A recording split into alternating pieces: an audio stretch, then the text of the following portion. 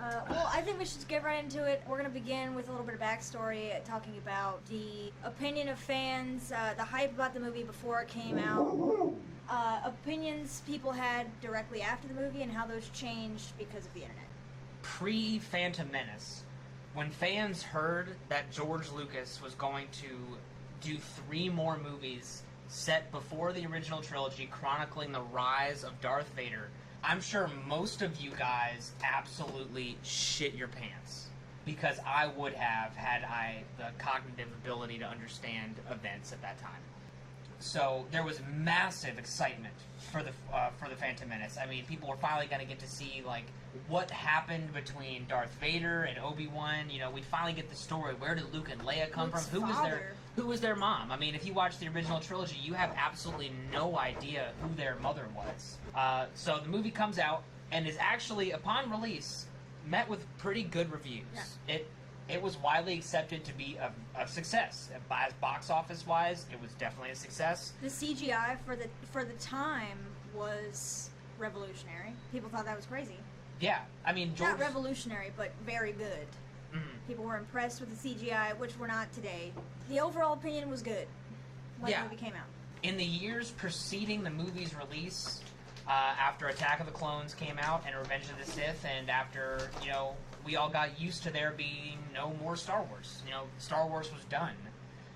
And the internet sort of grabbed a hold of the Phantom Menace and wrung its neck until it was lifeless on the floor. It became a meme. Oh, very much so. It became like a meme factory, not just in the sense that people started making memes out of it, but the fact that it was like so hung up on and just got ridiculed to death. I think the bandwagon hate by fanboys really, honestly, it deterred a lot of people from liking the Phantom Menace. I always loved the Phantom Menace. If you were and are of the opinion that Phantom Menace is not, like, not even that it's a good movie, but that it's not a bad movie, you are of the unpopular opinion.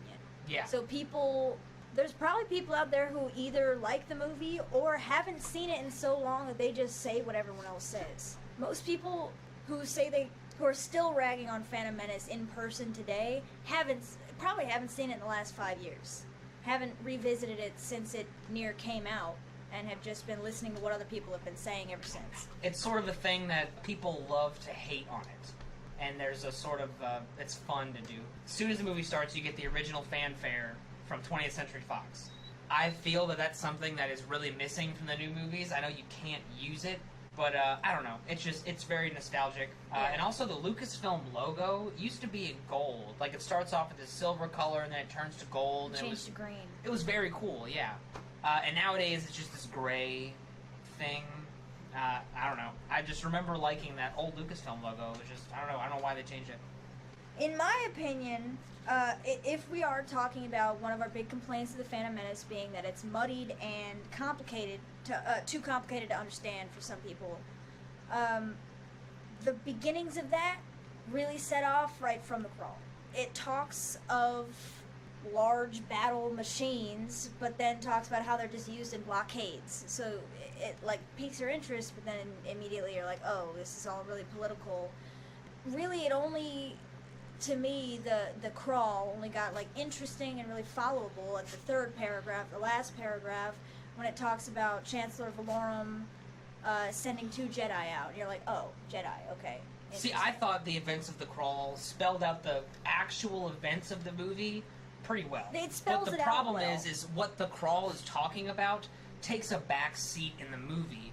The movie is about Qui-Gon and Obi-Wan adventuring around, doing stuff, and finding Anakin, and having a confrontation in the end.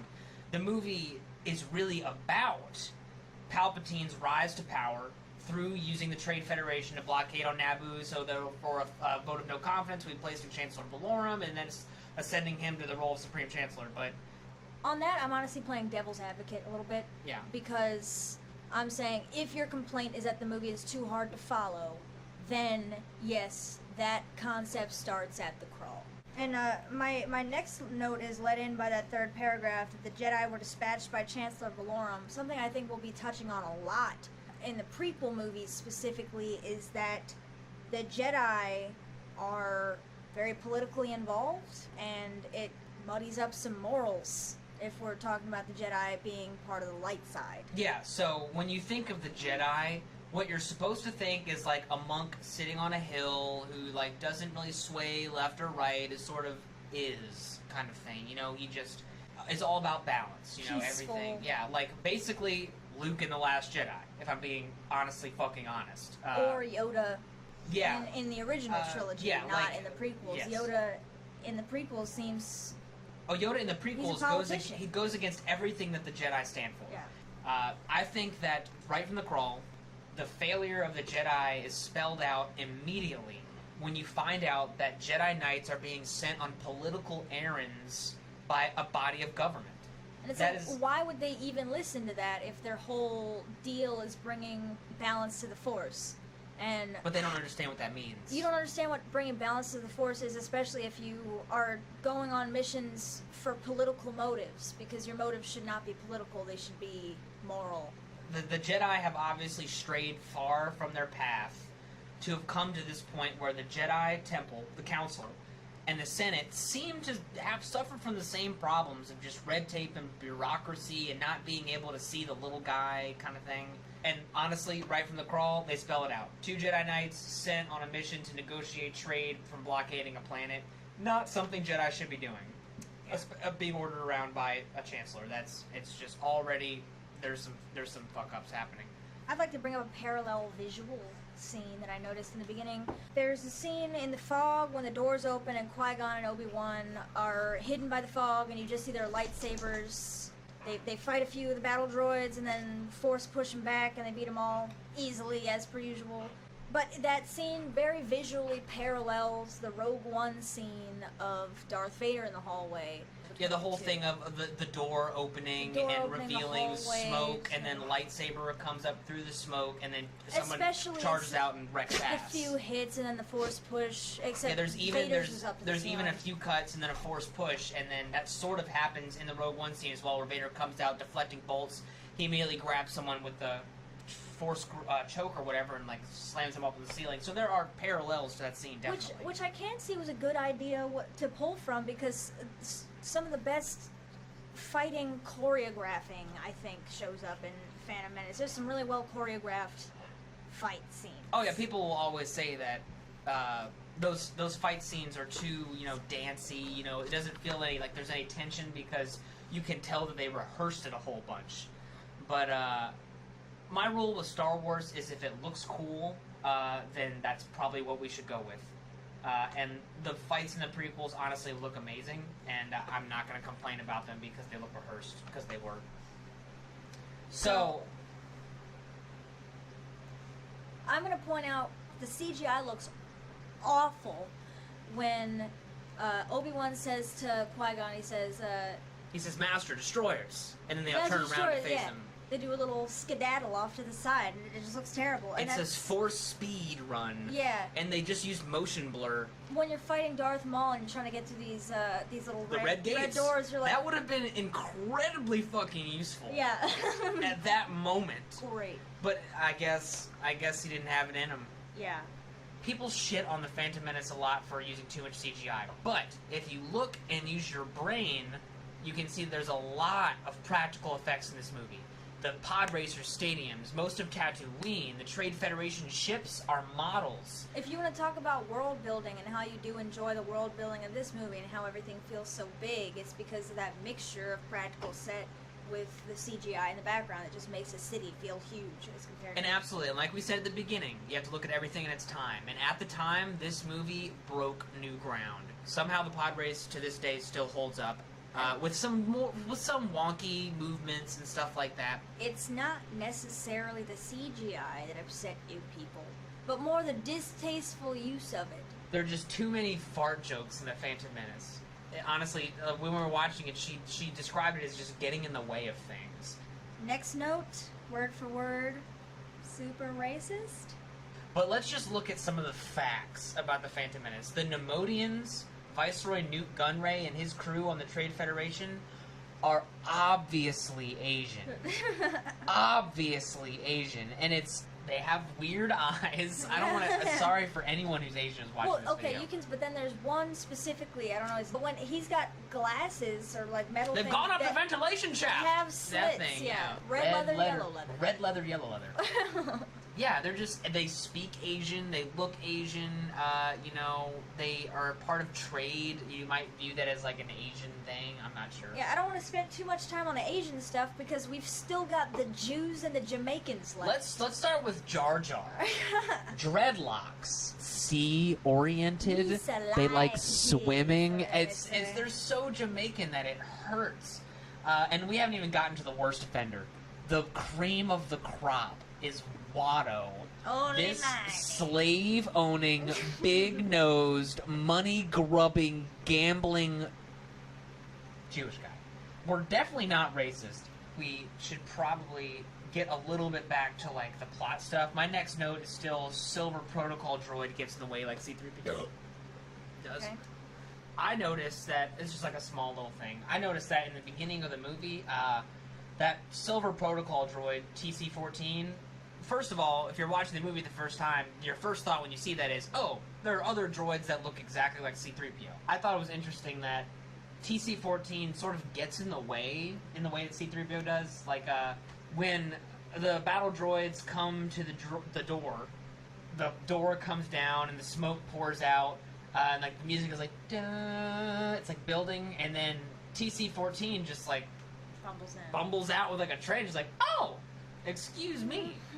And they go in, whatever. But I don't know. That seems like a situation that C-3PO would have gotten himself into. I can see that happening right now, and I'm pretty sure I'm not thinking of examples where that actually happened. My next note just says, take advantage of Jar Jar. And I think we all know who we're talking about here would be Qui-Gon Jinn, but, I mean, just treats him shittily. Like, shittily. Saves him on accident. So shittily. But, yeah, immediately they want to use him. Like, they don't care about his safety or well-being in any manner and think he's pathetic and stupid, and only want to help him when they think he has something to offer them in return.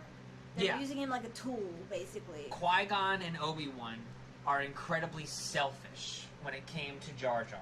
Jar Jar is, like, inadvertently saved by Qui-Gon, but then, like, I mean, they bump into each other and they fall on each other. And Jar Jar, being, you know, a complete bumbling idiot or whatever all the time, is just like, hey, this dude seems like you know what he's doing.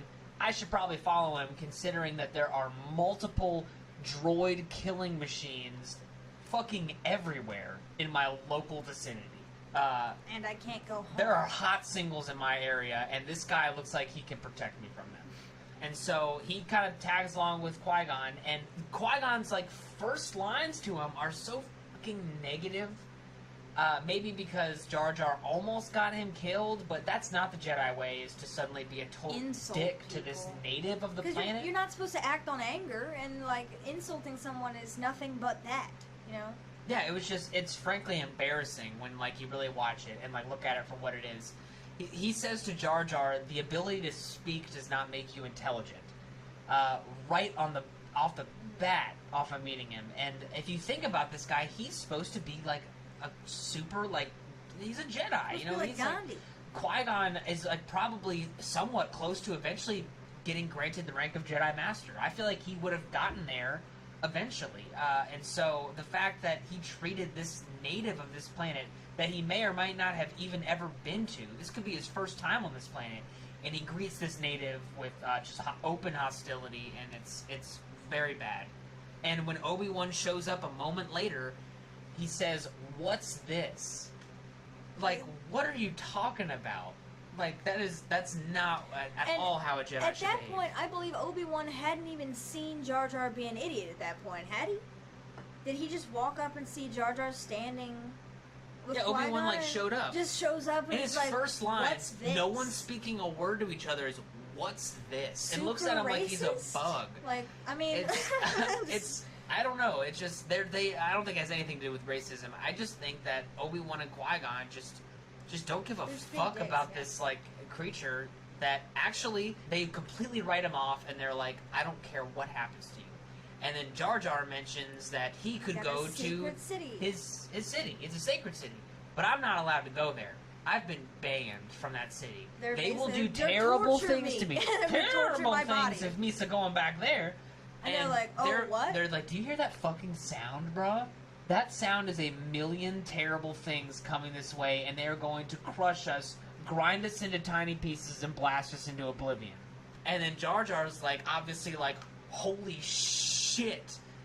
I need to get out of here and take them to my city that I'll probably be killed for going back to. Out of the kindness of my heart, I'm going to help these strangers. I really like the music in this movie. I really do.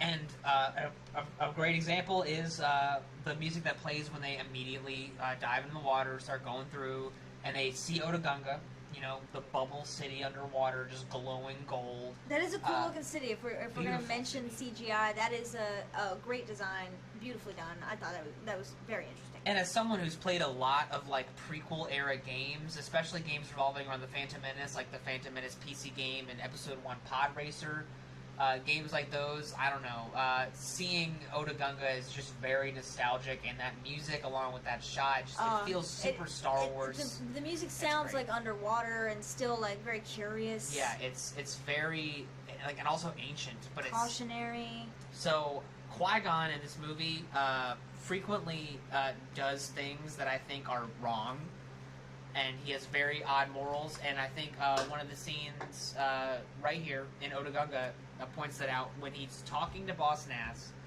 about we need passage through the planet. We need to get to Theed so we can warn, you know, Amidala about the Trade Federation invading their planet. And Boss Nass is like, no, I don't care about them. They don't like me. I don't like them. They think they're smart as fuck, and I don't care what they think. So I'm not going to help you.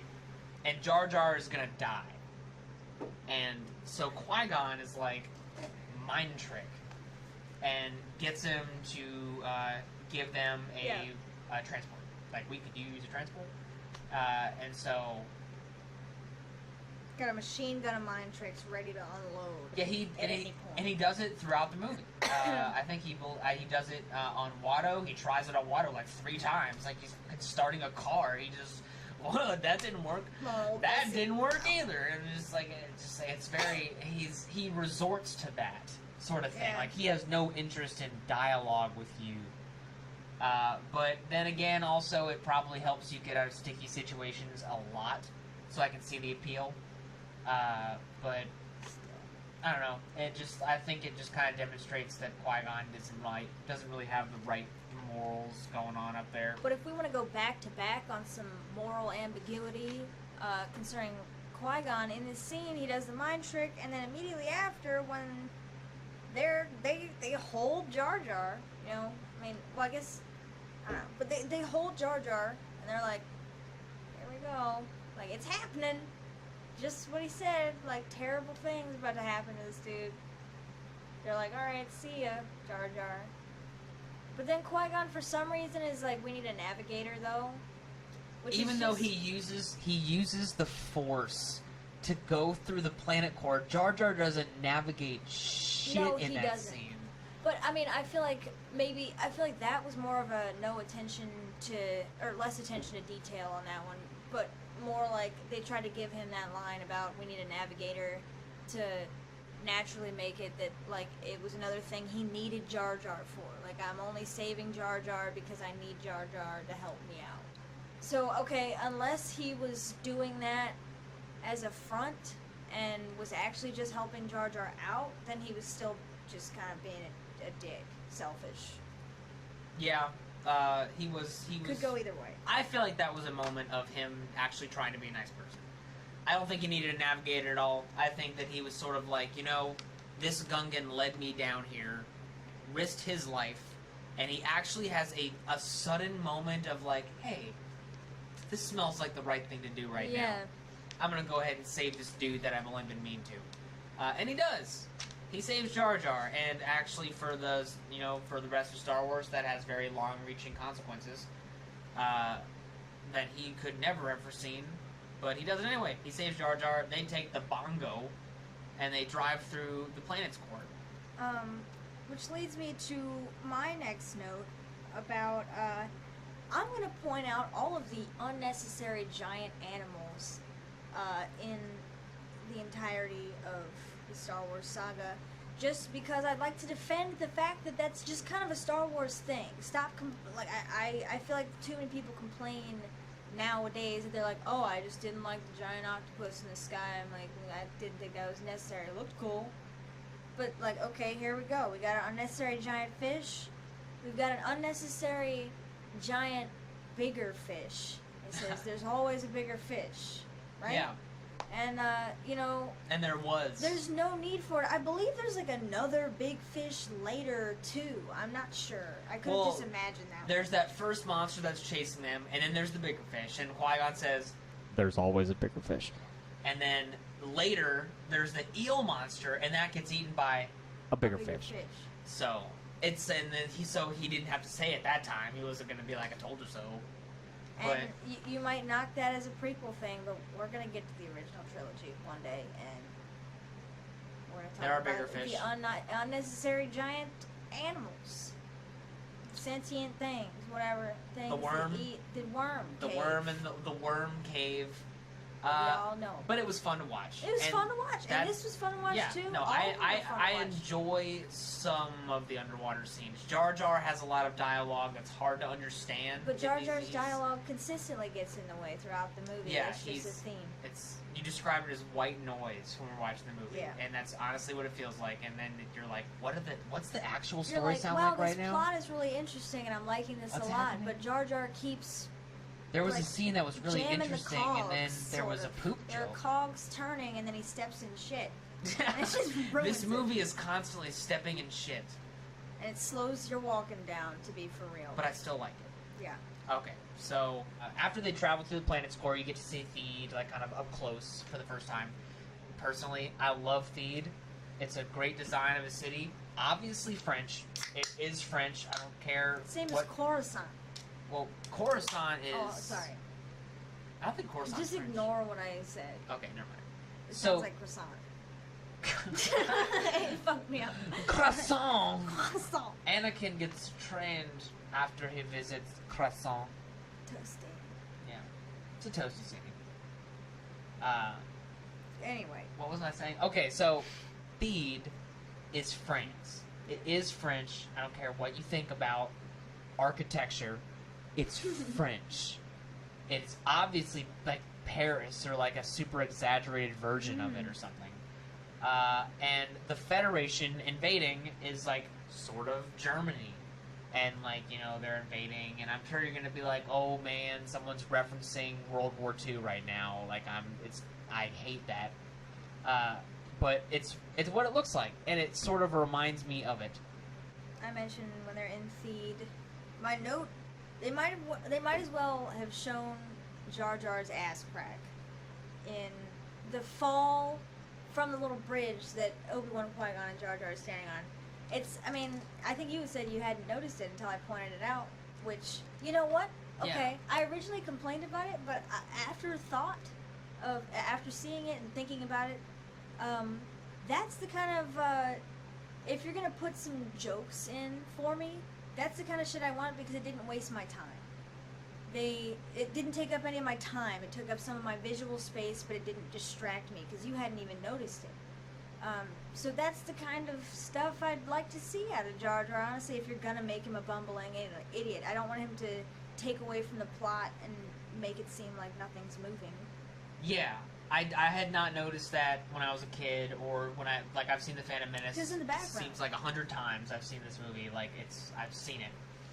And I know, and I feel like I've seen everything in it, but no, I never noticed that Jar Jar hung weirdly while they jumped off. Yeah, but it seems like Jar Jar. I originally was more snide about it, but like, that's his character. I prefer that over the rest of the stuff. Yeah, don't clog him in the frame. Don't take up my time. Take up like a small amount of. Yeah, that was a well-placed Jar Jar gag. There we go. Among countless bad ones. Yeah. Also, Jar Jar makes an offense of dialogue in one of these scenes when he says, "This is loverly." I hate that line. I don't know why, but I really don't like it. This is loverly. When he sees Theed, I hate it so much, and I don't like it. Also, in one of these scenes, Viceroy Newt Gunray tells a droid, like, Captain, to process Padme Amidala. And I've seen other reviewers talk about this as well, but it really doesn't make a whole lot of sense for him to let the one person that he's here to get to walk away freely with some, like, 5 droids. I think there are more people to droids in the escort that they're on. And there are like obviously 10 incompetent people. droids. Yeah, I mean, Very apparently incompetent droids. throughout the prequels, you'll definitely see that the droids are never a problem. They're not a problem. Like, it's gonna be fine. I don't think that Anakin or Obi-Wan were really, in the movies at least, ever wounded Could that by a be... droid, like shot. I don't think that ever happened. But hey, could that be a point towards why they started using clones and actual people instead of robots to fight? 'Cause, I mean, everything went... Like, the downfall of the army is that, you know, they were able to take down the control. And Yeah. they were robots. It's like, I mean, after that, they don't go back to robot armies ever again, it seems. So that could almost be like sort of a point that they're super easy to defeat and very bad at their jobs. But still, he shouldn't have let them walk away with these droids if they knew that they were stupid. I just always thought that seemed like counterproductive. Yeah. Sending them off with like 5 droids to escort them to process them. What does that mean? Like, you need to do paperwork right now? Like, what are you doing? You were sent here to get her to sign a treaty. They should put her in a chair and start torturing her until she gives them what they want. They send her off with some droids to get processed. And it seems awful.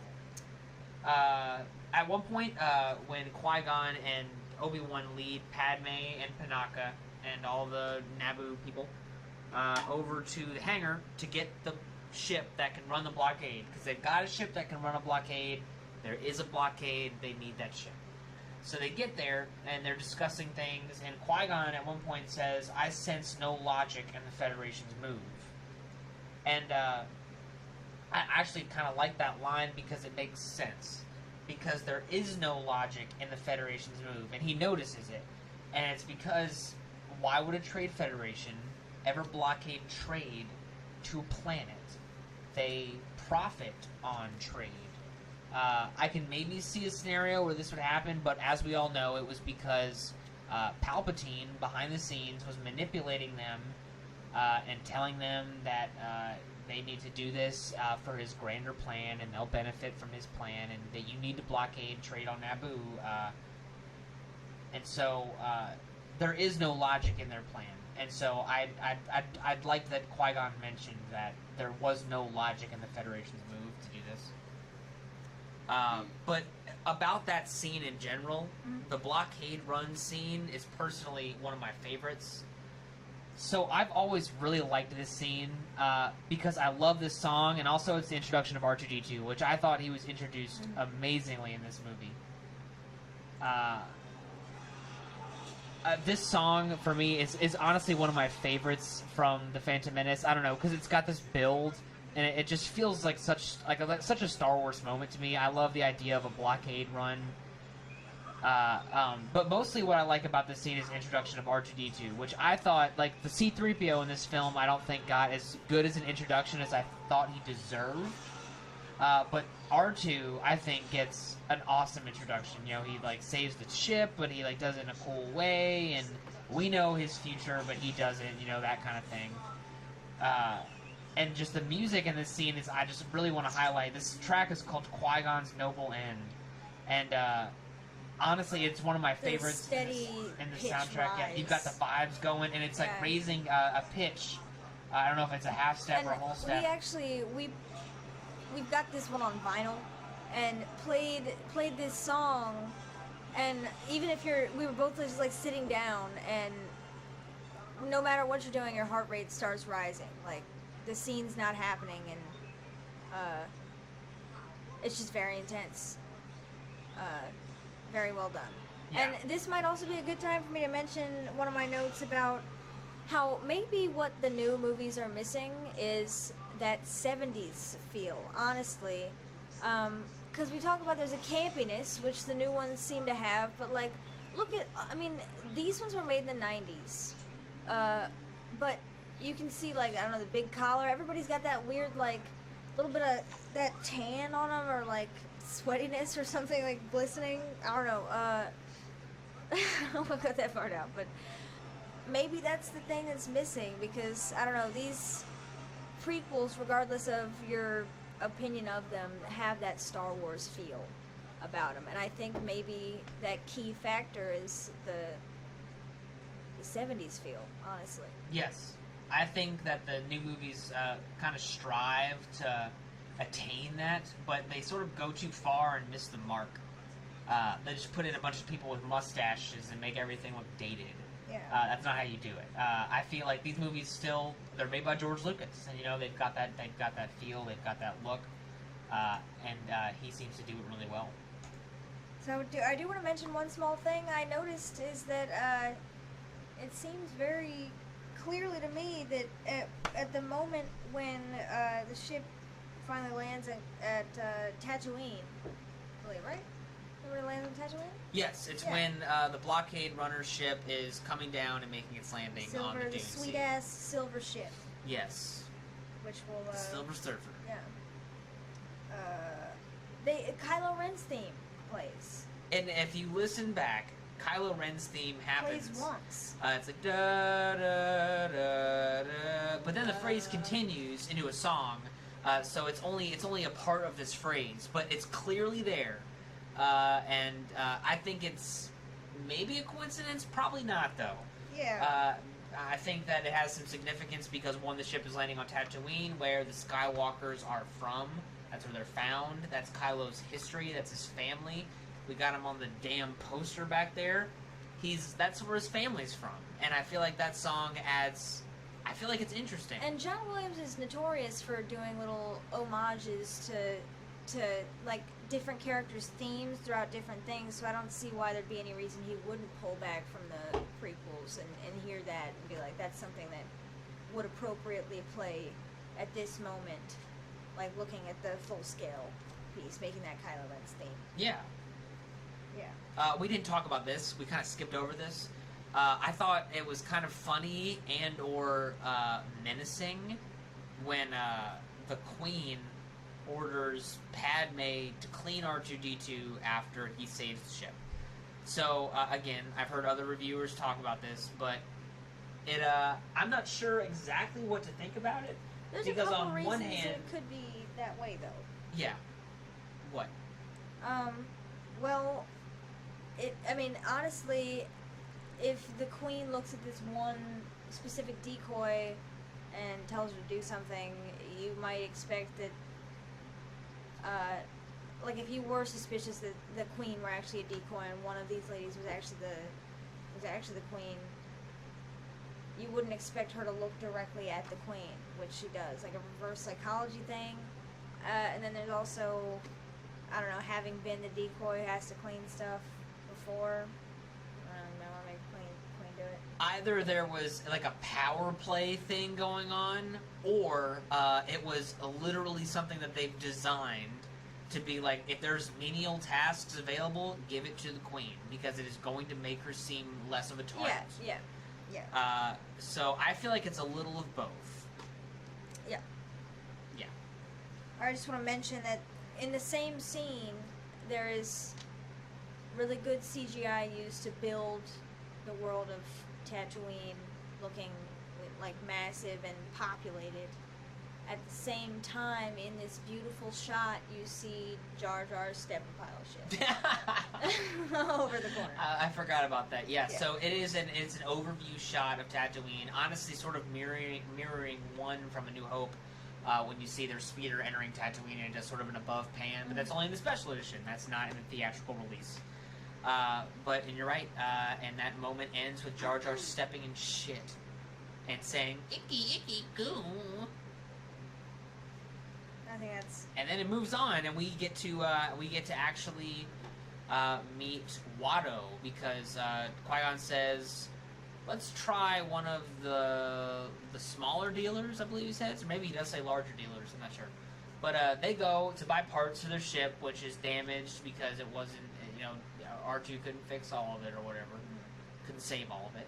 But, so they go to talk to Watto, and Watto, obviously Jewish. Mm-hmm. That Jewish bastard. Mm-hmm. No.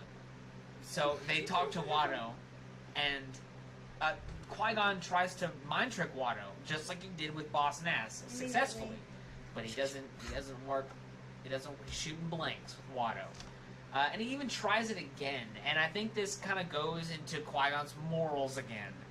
He resorts to his quick way out, the easy way out of this situation. This guy does not take Republic credits. Republic credits don't work here. He needs something more real. That means that Republic credits are worthless on this planet. And Qui-Gon hears that and goes like, fuck that. I don't care about any of that or your business, even though I don't know anything about you. Yeah. I'm going to make you want to take this worthless currency so I can get what I want, so I can leave this planet. But Watto is too Jewish for it to work. He's just too much of a dirty fucking Jew. Hey, well, we are gonna get that Okay, one. we are. But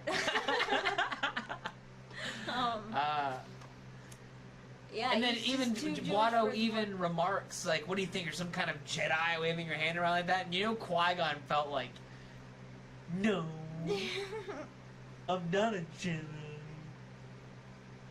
I don't know. Qui-Gon just does not have his moral situation straight. No. Backwards ass morals. We have the mention of angels, which I originally brought up. It sounds a little out of place. And your point was in the Empire. Han says, "I'll see you in hell," and that one sounds cool. So it's like, it sounds cool. Why not? Space religion, space Christianity. But this one, I don't know. I guess I don't like as much because it doesn't sound cool. In fact, he says, "Are you an angel?" Yes, It's a little weird. In Empire, he says hell. In this movie, he says angel. I think with like I've said This one before, just doesn't sound as good, which is my only problem with it, I guess. yes. If it sounded cooler, I wouldn't mind it, but it just sounds a little out of place. Even for, like, if the kid was a Christian and that was established, that's just a weird question to ask. Are you an angel? Yeah. Do I look like a fucking angel? Let's talk about Jake Lloyd. Let's talk about Jake mother fucking Lloyd. Lloyd. Let's talk about Jake Lloyd. Jake Lloyd has gotten so much shit from fans for years. And honestly, in recent years, that has started to turn around. But this kid's life was basically ruined by this movie. And people might say that's a little bit his fault, possibly. But honestly, after watching this movie again, as I do every year, his performance is not bad in this movie. It's not bad. Which brings me to, like, my next few notes. For real. Is, don't you ash on the floor? I didn't mean Jesus. to. I didn't actually ash. It's just a habit. It's Angels, don't ash on it's the a floor. reflex.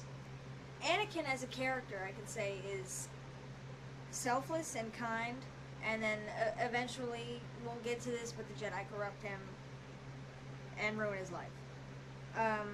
There's a cool shot right here, walking in Anakin's house, that I'd like to mention as I'm doing. And also a cool shot of them eating at the table.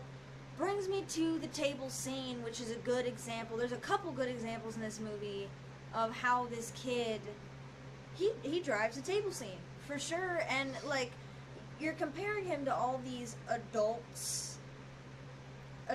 professional actors, and this is a child. And, like, he's using his eyebrows and stuff as compared to everybody else. His performance in this movie, I love his compared to Liam Neeson, Ewan McGregor, the non-existent performance of Natalie Portman, he shines in these scenes when he says when lines like Mom, you say the problem with this world is that no one helps each other. And like honestly, his performance is not bad for that of a child actor. It's good even. I don't understand. He seems legitimately excited. You know what I'll say? The scenes that people have a problem that he's in are either bad dialogue, like the word yippee. How do you say that? I don't know. Yeah, the line he was supposed to say was yippee. What are you gonna do with that? He's like I'm sorry. 8 years old. Like, what is he gonna tell George Lucas? This line sucks. And then things like when he's in a cockpit of something, and like obviously he's surrounded by a green screen and by himself. Yeah, this kid, like maybe he's not that great in those types of things, but who is? I mean, B-roll of everybody doing bad jobs in front of the CGI. Here's the real thing. If you were in the position of Jake Lloyd when you were 9 years old, unless you're 1% of the population who can handle shit like that, you would have delivered a worse performance. I would have too, and so would have Haley. I would have delivered a worse performance. I would have been like awkward and probably incredibly nervous to be on the set of Star Wars. And you know what? Okay, I think one thing that I've seen by Red Letter Media talking about how kids don't need to see another little kid be the hero. They can see an adult like Luke Skywalker be the hero, and they aspire to be him. You know, they play as Luke Skywalker. You don't need to interject a little kid in there. But I mean, I'll give it that. When I was a little kid, I thought Anakin was awesome. Oh, I looked up to Anakin. I thought it was great. Oh yeah, I love the fact that he was who he was, and it gets into the deeper subject of what happens to him. Because if you look at Anakin in The Phantom Menace, he is everything that the Jedi should be. He's selfless. From the start. Like nice to strangers. If Qui-Gon was in Anakin's position, based on how he reacted to Jar Jar in the beginning of the movie, when he met Anakin, he would have been like, "Fuck off, you little dick slave." Yeah. That's what he probably would have said, minus the cuss words. And like we'll get to the pod race later, but like Anakin has been in a pod race before. Obviously knows how fucking dangerous they are. Everyone dies. Okay? And he is immediately like, I'll race for you guys. I mean that's a little like, well, that's the table scene. He'll race for him. He's willing to put his life on the line. He just met these dudes. He only wants to help. And he's Jake Lloyd does a great job of portraying that innocence. I mean, if anything. And plus, in that dinner scene, Qui-Gon says a couple of weird lines. One of them for me is, Anakin is like, "I saw your laser sword," which again comes into play in Episode 8. Luke calls it a laser sword, which is kind of cool, kind of like full circle a little bit there. But he's like, "I saw your laser sword. Like only Jedi's carry that kind of weapon." And Qui-Gon says, "Perhaps I killed a Jedi and took it from him." And some could just like say that's like joshing with a kid, but I don't know. Like you're a stranger to this kid's home. Like have a little bit more foresight on how to. What does the mom think when you say something like that? If we're talking like, about how innocent what? this kid is, when he first meets him, he's like, "Do you guys have a place to stay tonight? You're not going to make it all the way back." We got a ship on the outskirts. Immediately offers them shelter. He's like, "That's way too far. You'll never make it. Sandstorms are very, very dangerous. Come on, you can stay with us." Yeah. And like their mom, Anakin's mom, Shmi, immediately in that scene is like, "That's fine. You can stay with us." And like these are regular people who weren't raised or taught the Jedi code. These are slaves. And the Jedi would not have done that shit at all for Jar Jar, with the example of, First meeting him. Yeah, first meeting him, they were going to leave him to be tortured. If Jar Jar was like, "Let me come with you guys," if they had some transport to Naboo, they would have been like, "No, you belong here. Stay." Like, we don't have the time. Yeah, if they had their own stuff, Jar Jar, if they had their own ship to be from the get-go, Jar Jar would have died back when Qui-Gon accidentally saved him. They just left him at the bank right there. Oh, I just want to mention a little piece of bullshit where Jar Jar eats the apple at the table. With his tongue. And we're talking about Anakin's driving the scene, and you're really interested, and you're like, oh, he's gonna convince these people. He's gonna convince his mom to let him race at 600 miles an hour. Yeah. And Jar Jar's interrupting constantly, and it's just annoying. Yeah. It's the kind of stuff I don't want to see from Jar Jar. But I really do enjoy that scene. That dinner scene, there's a lot of exposition there, but I feel like it does happen sort of naturally. Mm-hmm. A lot of great lines from Anakin, and you really just get to see how good of a kid this is. Yeah. And how far the Jedi lead him astray. And the lines the dialogue in this movie, as unnatural as some of it may feel, does do a good job of developing character. Because every line that we're saying is terrible that Qui-Gon and Obi-Wan said really drives in that they're, like, lost.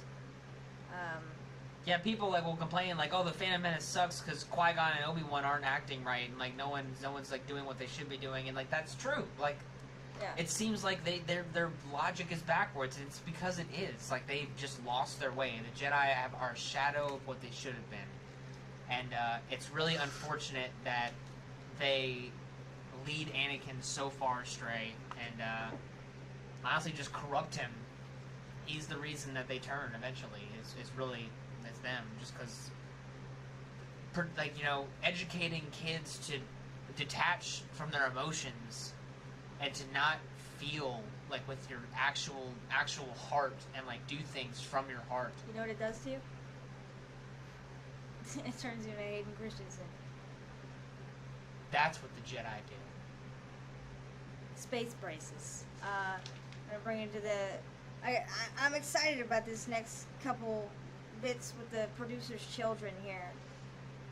Should we go ahead and segue? I mean, I think saying the word space braces is enough. I mean, to explain that a little bit, is obviously they're looking at her. Like, there she is. No, yeah, it really does seem like that scene was written for all of like the upper Lucasfilm people to be able to have their kids be in a scene. And it just shows, yeah, and there's the girl with the space braces, and it's hard to unsee that and know that that's now canon. So, there's a scene. There's a hidden gem in here. The hidden gem of the most memeable thing maybe that I've ever seen possibly in this movie. That it seems like no one has really caught on to, and it's this kid's fucking face. This kid Kickster, I think his name is. Yeah, let's well, it might be Kickster. So it comes. He starts in. Yeah, it comes immediately after Qui-Gon's odd gamble addition to his already weird gamble deal with Watto, and Anakin and his friend Kickster show up and they start talking to Padme. Yeah, and he goes, "This is so wizard, Annie." Okay? This is so wizard. Okay, but then he talks about how he's never finished a race. Maybe he'll finish this time. And she's like, "You've never even won. You've never finished." Like, what is her line to him? Like what? What is he gonna? What do you mean? What is he gonna do? And he's like never finished what? Like never finished a race, of course. And then this kid makes the dumbest face I've ever fucking seen in a Star Wars movie. Finish the race, of course, and then he just like his eye like drops. I don't know. I like it. It's great. I love it. Okay. Qui-Gon's gamble with Watto is very confusing for a casual fan or even a hardcore fan to fully grasp what he's even talking about when he's like, well, split I've the come winnings into it 50-50, from the but, beginning. like, minus the parts of the ship. If you win, you get all. If you win, you get all the winnings minus the parts for the ship. And if I win, we split the winnings 50-50. No, it starts off when he says, I've acquired a pod in a game of chance. Mm-hmm. And, like, I'll let the boy, you'll supply the boy to pilot my pod. We'll split the winnings 50-50 if he wins. Yeah. If he loses, if Qui-Gon loses, I should say, Watto gets the ship. And all the money, whatever would be left over. Watto gets all of it if Anakin loses. If Qui-Gon wins and Anakin wins the race, Watto still gets to keep the winnings minus the cost of the parts that they need, and so Watto still wins. But then later, Qui-Gon, Watto's talking like, I've bet heavily on Sebulba. Like, Sebulba's gonna win the race. Like, he's just gonna. He always wins, he says. And so Qui-Gon's like, I'll take that bet. and then, so he's like, if Sebulba loses, then I think that you should free Anakin and his mother. And Watto says, no pod is worth 2 slaves. And then Qui-Gon's like the boy then. And then here we get into another example of Qui-Gon's questionable morals. So Watto's like, I've got a chance cube, which I think is red on like 4 sides and blue on 2. Like it's not evenly favored for the blue side, I believe, if I saw it correctly. But so Watto rolls it. Qui-Gon makes it land on the blue side. He uses the force on it and makes it so he wins the bet. Yeah. Which it's not fair. Yeah, it's not fair. And it's not. I don't know. But then again, like it's what he needed to do to get Anakin free, and then you could argue that Watto's a slave owner. Like, should we even be upset that the Jedi is cheating on a gamble with him? This guy owns. They're just trying to win a slave back from a slave owner. Yeah, but he doesn't really care about actually freeing the slaves. He even mentions that to Anakin. He even mentions it to Anakin. It's like, we didn't come here to free slaves. Yeah, like, sorry. We're here on a political thing. Can't help out. My next one is during the pod race. Well, first I want to talk about like how intense. Like, this is one to talk about like how good the sound design is in the beginning. That how intense it is that they're starting up the engines and everything sounds great. They all have their individual sounds, and I don't know, everything. The music drops out for most of the race. There's a lot of build up for the race. So we got a lot of bass going right now? I think that's what that is. That was like loud as fuck. You know what I mean? Yeah, it shook the house. Yeah, that was like noticeable. I think somebody drove by. I think they left, yeah. Jesus. Wow. We are on the opposite side of the street right now. Yeah, I know. In a soundproof room. If you guys heard that, we felt it. Yeah. Yeah, the lot of build up to the race, it seems very intense. And then the race itself is awesome. I mean, everybody admits to that. Yes. The race is awesome. So, one thing I definitely want to talk about, and honestly one of the saving graces of this movie, not that I think it's a bad movie at all, but this scene in particular, this sequence, is the highlight of the film for me every single time, and that's the pod race. The pod race is beautifully shot. I think the pacing is fine. Some people have issue with intercutting of the two-headed announcer yelling things and various other weird intercuts. But personally, this 15 minutes of the movie, I believe it is just honestly a thrill to watch. And it's just fun. It's just good Star Wars fun, and I love it so much. The sound design, the engines on these pods, the music that's happening, and also the lack of music. For a lot of this race, you just get the sound of these racers' engines roaring through these canyons. You get so many good Doppler effect moments of the pods racing past you and like, whoa, whoa, whoa, whoa, whoa, and you hear that like just echo of them like, you know, ripping past you. And this is a dangerous sport, and it shows in this scene. It's almost like they had like a chart, and they're like, oh, we can either make the movie good or the pod race good. And they chose to make the pod race good. If they had applied that much intensity and attention to detail in the rest of the movie, I feel like it would have held up better with fans in the long run. You get the beginning of the race when Anakin's pod doesn't start, already adds tension where you're like, he's already behind. His pod's like all rickety, like... Yeah, well, because Sebulba fucks with him, but still. Yeah, of course, Sebulba cheats at the beginning of the race. Yeah. But that doesn't deter him. And you can, this is the first time this pod is being raced. This pod has never been raced before. Something I mentioned when we watched it is that the cool thing is, okay, something that they should include in a lot of prequel movies, or more prequel movies, is that you know that Anakin lives for this race, but you don't necessarily know if he wins or not. It could end up, watching this, if you saw it the first time, he could lose and then they find their way out of something. It's going to work out for him eventually. Something's going to happen. But you don't know how this pod race is going to end.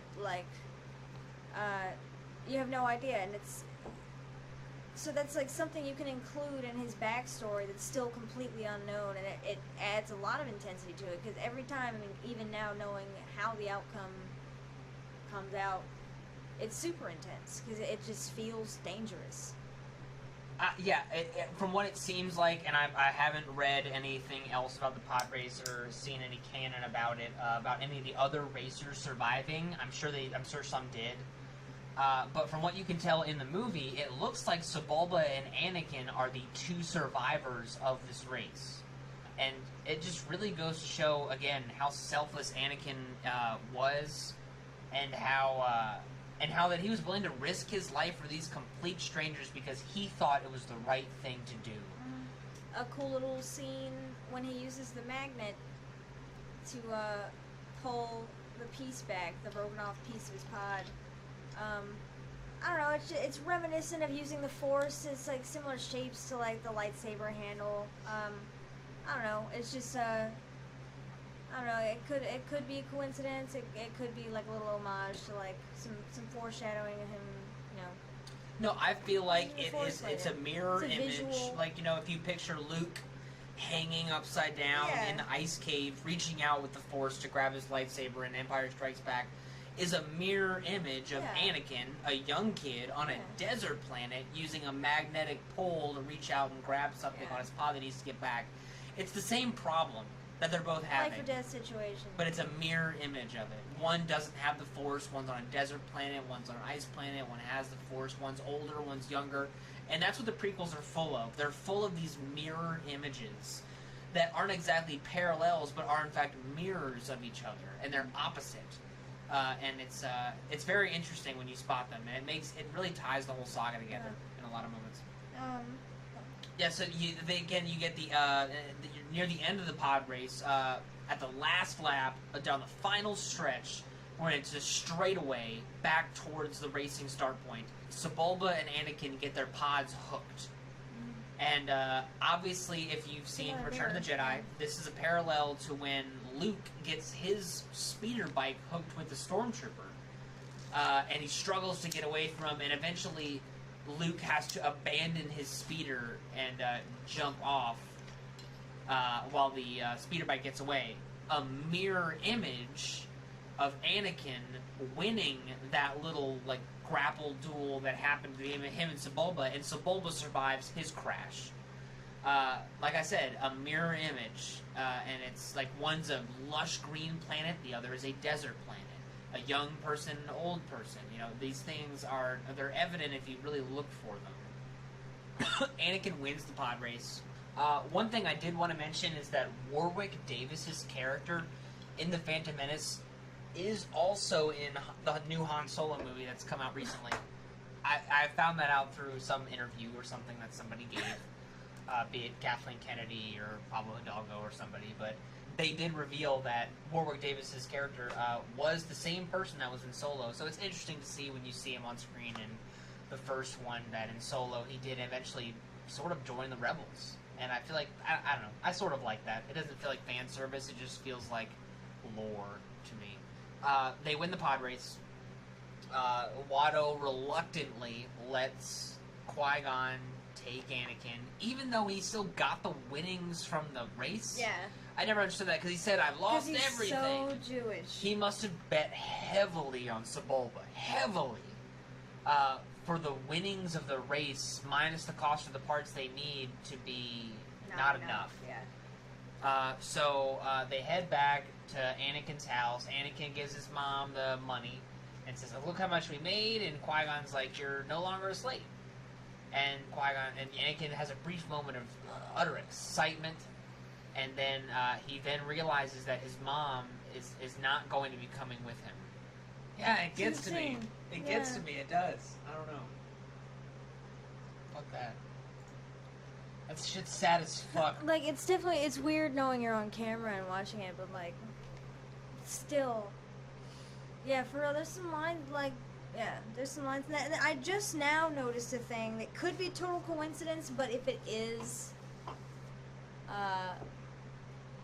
done on purpose, and it's very good.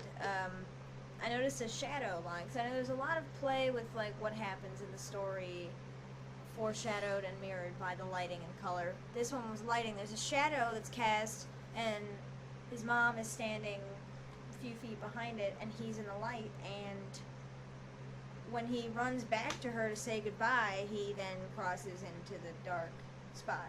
You know. I just think it's It was a beautiful honestly scene. a great scene. I really enjoyed most of the stuff that happens on Tatooine, Oh, and a lot of yeah. people view it as a dull point. Tatooine is honestly the part of the movie where things get interesting for Yeah. me. It's everything else that feels a little boring, possibly. But so Anakin does agree to go with Qui-Gon, and they set off to go to Coruscant. And then my next note after that, you might be before me, is that they jumped the gun on Obi-Wan's training, which points out some of the bureaucracy that's developed in the Jedi Council, because they allow Obi-Wan to finish his training early so that Qui-Gon can train Anakin, who they already don't agree with letting him be trained, because Yoda's got a bad feeling about it. And in the Force, that matters a lot. And they just completely jumped the gun on that because Qui-Gon's like, I'm just gonna go against you guys. If I'm gonna do it anyway, regardless. I'll just have 2 Padawans. And they're like, no, you can't. The rule is that there's 2 max. And that's one thing that we did want to talk about was this movie has a lot to do with the rule of 2. And for those of you who have played like Knights of the Old Republic, or read some of the old books and stuff like that, or even maybe some of the new canon, I'm not sure if this has been if this is still Legends or not. I'm pretty sure it's not Legends. I'm pretty sure it's actually canon. But Darth Bane was the Dark Lord of the Sith who established the rule of 2. And basically, what it was them saying that. It was dangerous for there to be lots of Sith. Darth Bane got to look at the situation and said to himself, this isn't working. We have to go into hiding. We need to be in smaller numbers, and so he established the rule of 2. So there are always 2, a master and an apprentice. But on top of that, talking about the bureaucracy of everything, it's a rule allowed them to do some really dangerous things, and they're doing it because of this red tape that's developed. Well, it's the safest way to be, and Palpatine can see that. I mean, you have to do things in the shadows. That's why he maintains a public presence and a private presence. I'm talking about when Yoda allows. I'm talking about the Jedi here. Oh yeah. Well, it applies to Sith. It applies to Sith, but the Jedi are also kind of doing it. Yeah. Master Definitely. and Apprentice, No, there's that's the usually a whole Master reason Apprentice. they let Obi-Wan basically graduate early, is because Qui-Gon wasn't allowed to have 2 apprentices. Yeah, There's only 2 allowed. They're following the rule of 2, which is a dumb rule that allowed them to kind of do a shoddy job. but Obi-Wan is eventually granted the right to train Anakin only after Qui-Gon died. But which is another thing like that. But there's on Coruscant there are a few things that happen. One of the most interesting ones is one where Anakin is up in the Jedi Council chambers. This is around sunset, I believe, and they're showing him, pictures of, or no, they're not showing him actually. The speeders. There's Mace can see a screen that's showing him images that Anakin can't see, and he's guessing what these things are through the Force, and he's correctly guessing. Mm-hmm. And so Mace turns off the thing, and I believe someone asks him, "How do you feel?" He says, "Cold." And that's a theme that is kind of, I believe it happens It's a 2 times. Good detail. I mean, he's Yeah. also in a blanket for a lot of the, on the ship, he's in a blanket. Yeah, and I felt like that was in a minor detail. He's cold, and then when he was on the ship with Padme, he's curled up in a blanket. He said it's cold, and it makes sense. And I don't know, it just makes me kind of care for him a little bit more, honestly. Yeah. But and they start questioning him on if he misses his mother, and he's like, "What's that got to do with anything?" And Yoda says, "Everything. Fear leads to anger. Anger leads to hate. Hate leads to suffering." And he says, "I sense much fear in you." They say this after he says that he misses his mom, and it's And you just saw that little scene that of course you're gonna miss your mom. It's just another reason it's unhealthy, and another way that they betrayed him as a kid. It's just Right. they teach suppression of emotions. Bury it down. Don't talk about it. I don't want to hear about it, and we will expel you Yeah. if you act on these emotions. And it's just the most just detrimental way to live. It's just awful. And just right from the get-go, they're like, nope, he cares about his mom. He can't come in. Yeah. And it's just, that's a natural reaction for a child to have. His mom has been his only true guardian through anything. He's She been was a slave. nice lady. Oh, Shmi was amazing. nice She's so lady. motherly. Yeah. Honestly, she just is a mom. Yeah. I don't know. I feel like she was my mom. Yeah. Just when I watch her, I'm just like, Yeah. oh shit. Yeah. Oh, she doesn't notice that I'm high. After that, I believe Anakin. What happens next? Well, we get some Senate scenes actually, if I have my Ooh, timeline yeah. correctly. So why they came to Naboo, of course, was because Padme needs to stop the trade blockade on their planet of Naboo, and so they go to Palpatine. They're like, "You're the senator from Naboo. Can you help us? Can you fix the problem?" He's like, "No. There's lots of bureaucracy and bullshit that's happening That's not behind gonna the do anything." scenes." You're welcome. And so he says nothing can happen. You know, the best chance we've got is to fire the dude in charge, replace him with me, and let me call the shots because I'll fix it real fast. Yeah. And so they get in the Senate room. She's like, please help me. He gets persuaded, like, within 30 seconds by some whispering in his ear by a blue Twi'lek. That sounds like a racial slur when I say it. Dirty fucking Twi'leks. Continue. I'm trying to think where I was going. Okay, so, and he gets persuaded in like 30 seconds by this dirty fucking Twi'lek. And so then, Padme calls for a vote of no confidence on Chancellor Valorum, who sounds like Chancellor Valium from Spaceballs or Yeah. whatever, Prince Valium. I'm pretty sure George Lucas named him that because of that movie or something like that. But, and so he sits down, like, looking obviously defeated immediately, like, he knows that they're gonna vote him out, like, fuck yes, this dude's gone, like, party. That's what it seems like. And, so it seems like Palpatine gets voted in pretty easily, probably. Yeah. Before that happens, after she calls for a vote of no confidence, she says that she's gonna go back to Naboo, and she's gonna take her city back. She's like, she's not gonna let her people die anymore. She asks Obi-Wan and Qui-Gon if they want to come, and they're like, our mission was to protect you, and like, we'll do that. And so they head back to Naboo, but before they do, we get the mention of midichlorians that we haven't exactly touched on in this video yet. I don't really have much to say about it, other than like what's been said. Yeah.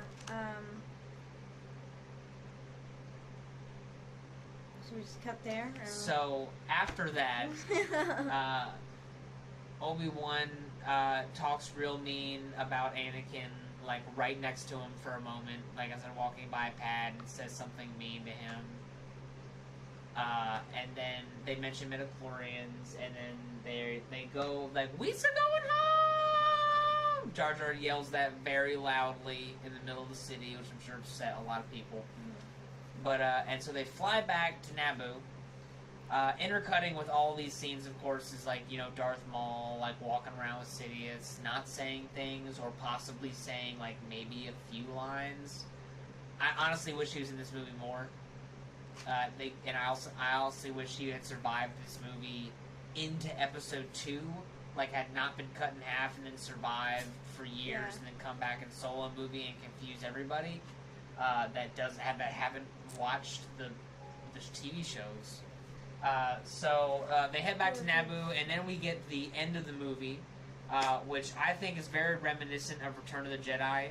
Other people have said this as well. You've got sort of the ground battle with, you know, the Gungans, the natives versus the invading force.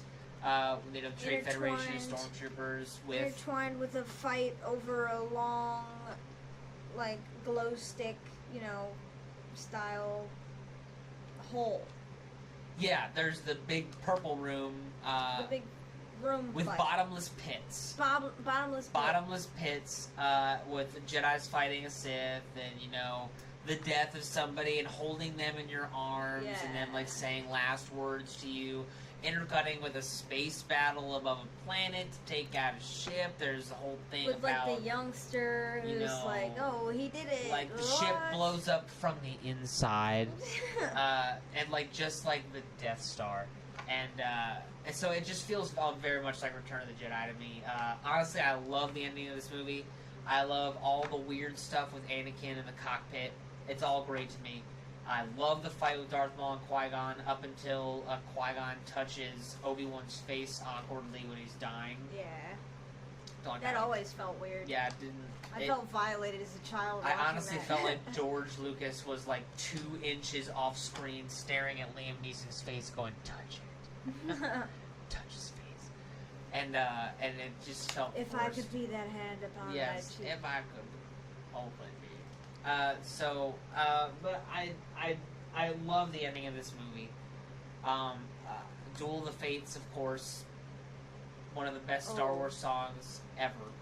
It holds a very special place in my heart. Definitely. We can also briefly mention the very cool concept explored when the red gates go up and you get to see 3 different people react to having a little bit of time cutting between the fight. Darth Maul paces angrily. Liam Neeson meditates a little bit. And Obi-Wan is a little more just kind of like... He's a little more baffled and confused. He seems more frightened, but like trying to gain his composure. And I don't know, that's just a good little visual character development thing right there to show you how we're checking in with everybody. How's everybody doing? Yeah. In that spot. Dude, that everything with Qui-Gon, Obi-Wan, and Maul in those last few moments is gut-wrenching for me. Yeah. I always got that feeling when Qui-Gon died, that feeling of just weightlessness. Like the feeling when you're standing on the edge of a cliff and there's like a harsh wind blowing and you feel like you could fall off at any moment. It honestly felt... I felt helpless. The scene was done well. And then there's the whole parallel of Obi-Wan screaming, "No!" And like Luke screaming, "No!" And Kylo screaming, "Traitor!" And just like it's present through these films. I thought it worked. And then of course the Obi-Wan does his forced jump over Maul, and Maul uses none of his reflexes in waiting all of 4 seconds for Obi-Wan to pull off this maneuver and cut him in half. Falls down a hole, survives eating rats in a tunnel, and builds robot legs and goes on to lead a criminal syndicate. And convinced Daenerys to come. Yeah, Daenerys Targaryen's in the new one, guys. Yay. Yeah. Yas Queen. She's the best. Love her.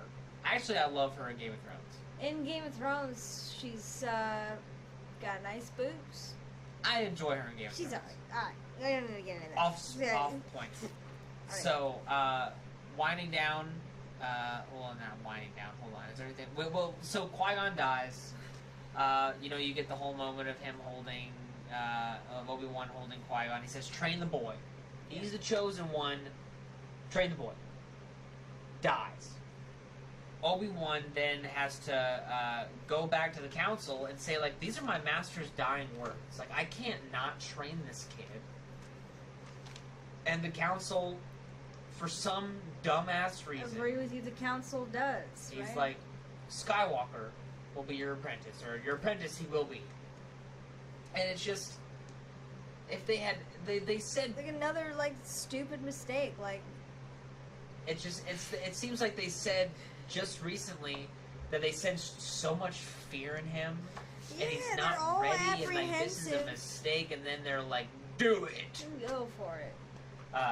And so they said, "Let these guys work it out themselves." Yep. And then you have Qui-Gon's funeral.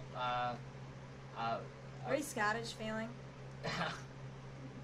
It does. I just pictured Mel Gibson when you said that, and I don't know why. Every time someone mentions Scotland, and I think of Mel Gibson. Congratulations, Mel. You got that one. So, they have Qui-Gon's funeral. I think it's obvious that it's a parallel to Darth Vader being burned at the end of Return of the Jedi. You have the funeral pyre, and everyone, well, not everyone, just Lucas gathered around that one. This one, everyone was everyone wanted to see this guy get burnt to death. Like, burn that shit, bro. Well, I want to smell it. That's what it felt like to me. They're all awkwardly close to this dude in like burning. a very pretty non-ventilated room. They're like a gazebo. Like a super nice place. They just fucking burn this them dude right in the center. right here. Okay.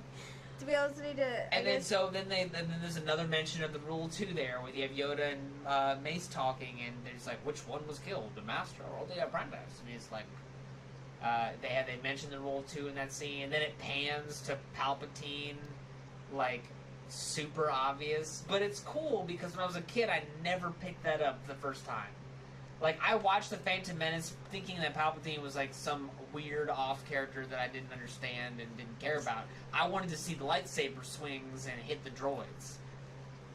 The music in The Phantom Menace is my favorite of all Star Wars movies. The music in this movie is so memorable, and it's so intense and so Star Wars to me.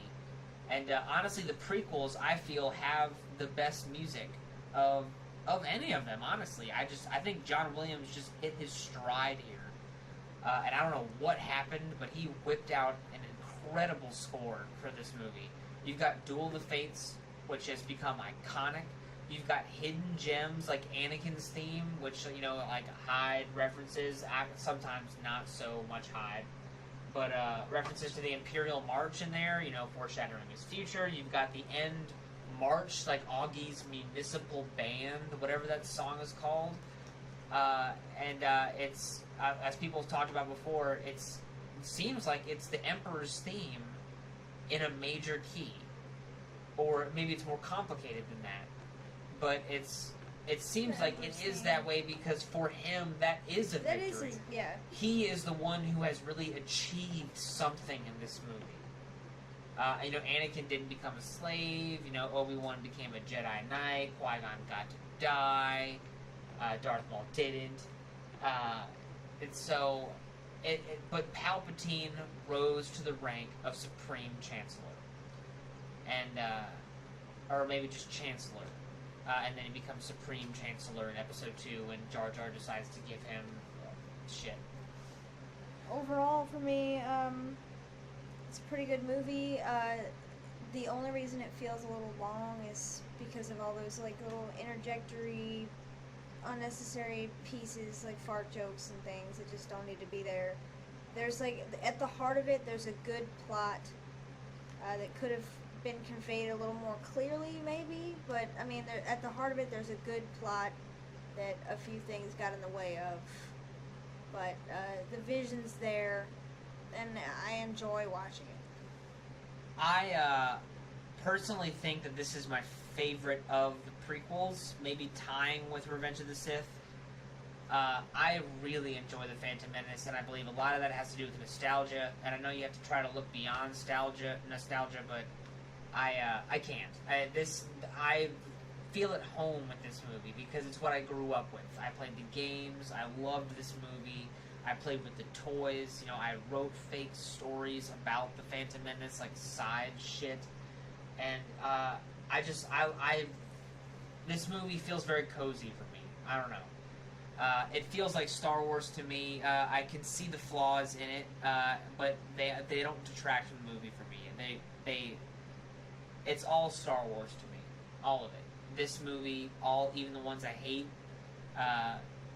they're all Star Wars to me. And so I know that this movie gets a lot of hate from fans. I think that in recent years, that's maybe started to turning around. People are starting to look at it with some fresh eyes, and I think that's really good. And I think it needs a little bit more of that. I'd say form your own opinion on it. Don't just listen to what people say about it or what you read about it. I think it's a pretty good movie. I don't know, I'd prefer watching it over a lot of different things. Yeah. People might say it's a bad Star Wars movie, but I would rather watch The Phantom Menace than any other movie. Yeah. Like, if I had the choice to watch Titanic or The Phantom Menace... Well, Titanic's I don't know, a good Titanic's movie. a pretty good movie.